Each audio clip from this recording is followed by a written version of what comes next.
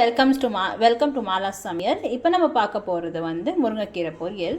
இப்போ வந்து இதுக்கு தேவையான பொருட்கள் என்னென்னு பார்த்துக்கலாங்க. அதுக்கு தேவையான பொருட்கள், ஒரு வெங்காயம், பெரிய வெங்காயம் வந்து நல்லா சாப் பண்ணி வச்சுக்கோங்க. அப்புறமா வந்து 10 பூண்டு வந்து 10 பல் பூண்டு வந்து சின்னதாக சாப் பண்ணி வச்சுக்கணும். 6 வந்து காஞ்ச மிளகாய் வந்து நல்லா கிள்ளி வச்சுக்கோங்க. அப்புறமா வந்து கொஞ்சோண்டு கடலைப்பருப்பு வந்து தேவையான பொருட்கள். அதுக்கப்புறம் கீரை, ஒரு கட்டு முருங்கைக்கீரை தேவை. அப்புறமா வந்து கொஞ்சோண்டு வந்து உங்களுக்கு எவ்வளோ தேவையோ, நீங்கள் வந்து எவ்வளோ கடலக்காய் சாப்பிட்றீங்களோ அது தகுந்த மாதிரி வந்து கடலக்காய் வந்து வறுத்துட்டு வச்சுக்கோங்க. அது கடலக்காய் வந்து என்ன பண்ணணும்னு நம்ம கடைசியில் பார்த்துக்கலாங்க. இப்போ வந்து கடாய் வந்து வச்சுக்கணுங்க. கடாய் சூடானோடனே கொஞ்சம் எண்ணெய் ஊற்றிக்கணுங்க. இப்போ வந்து எண்ணெய் காயணுங்க. நான் எப்போதுமே நம்ம சொல்கிறது தான், எண்ணெய் வந்து காஞ்சோன்னு தான் கடுகு போடணும். கடுகு வந்து எண்ணெய் காயறதுக்கு முன்னாடி போடக்கூடாது.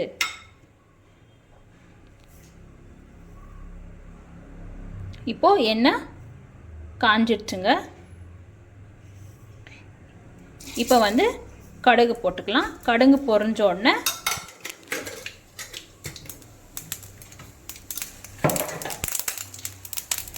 முருங்கைக்கீரை வந்து ரொம்ப வந்து நல்லதுங்க உடம்புக்கு.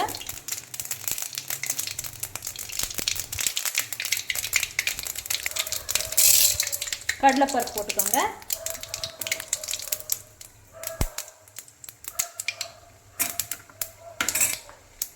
இப்போ வந்து கடலைப்பருப்பு நல்லா பொரிஞ்சிடுச்சுங்க. கடலைப்பருப்பு நல்லா பொரியுது, தெரியுது இல்லைங்களா? பொரிஞ்சுது.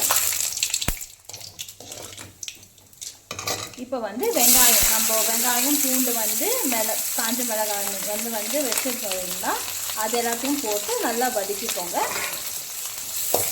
முருங்கைக்கீரை வந்து ஹெல்த்துக்கு வந்து ரொம்ப நல்லதுங்க. இந்த முருங்கைக்கீரை பொரியலை வந்து நீங்கள் பார்த்துட்டு செஞ்சு பாருங்கள். யார் முருங்கைக்கீரை வந்து சாப்பிட்றதுலையோ அவங்களும் வந்து வேணும்னு சொல்லி சாப்பிடுவாங்க.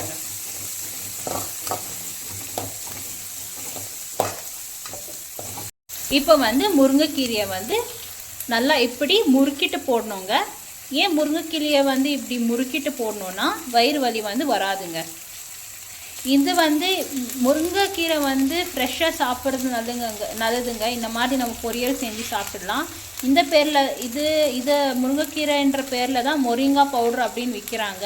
நம்ம ஏன் அந்த மாதிரி கடையில் வாங்கி சாப்பிட்ணும்? அதோட வந்து இந்த மாதிரி முருங்கைக்கீரை வந்து ஃப்ரெஷ்ஷாக வந்து பொரியல் செஞ்சு சாப்பிடலாம் இல்லைங்களா? பசங்களுக்கும் கொடுக்கலாம்.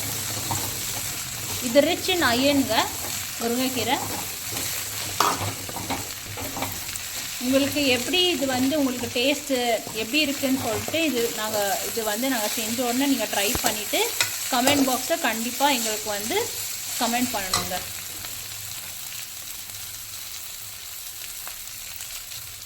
இப்படி முறுக்கி போடணுங்க முருங்கைக்கீரையை.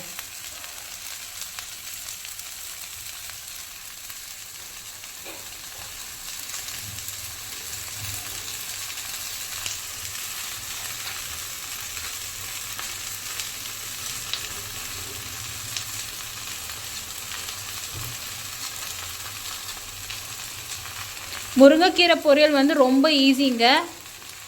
அது உருவறதுக்கு தான் கொஞ்சம் டைம் எடுக்கும், தவிர செய்கிறது வந்து ரொம்ப ஈஸி. செய்முறை வந்து ரொம்ப ஈஸிங்க.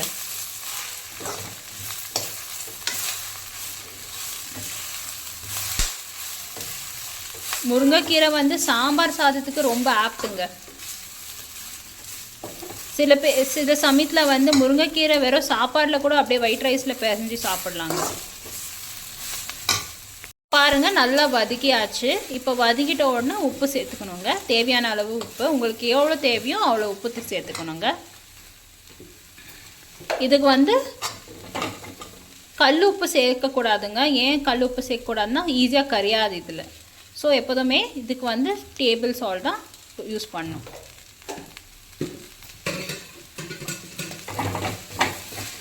உப்பு சேர்த்துட்டாச்சு. சேர்த்த உடனே நல்லா வந்து மிக்ஸ் பண்ணிக்கோங்க. இப்போ உங்களுக்கு தெரியுது இல்லைங்களா, எவ்வளோ இருந்து முருங்கைக்கீரை இப்போ எவ்வளோ கம்மியாகிடுச்சு பாருங்கள். குவான்டிட்டிலேயே உங்களுக்கு தெரியும் இல்லைங்களா?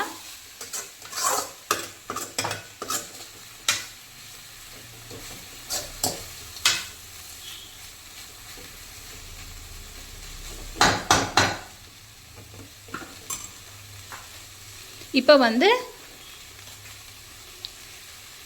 நல்லா மிக்ஸ் பண்ணிட்டோங்க. உப்பு கூட கரைஞ்சிடுச்சு. இப்போ கொஞ்சோண்டு தண்ணியை வந்து சும்மா எப்படி தெளிச்சுக்கணும், தண்ணியை ஊற்றிடக்கூடாது. ஜஸ்ட் இப்படி வந்து கொஞ்சோண்டு கையில் ஊற்றி தெளிச்சுக்கோங்க தண்ணி.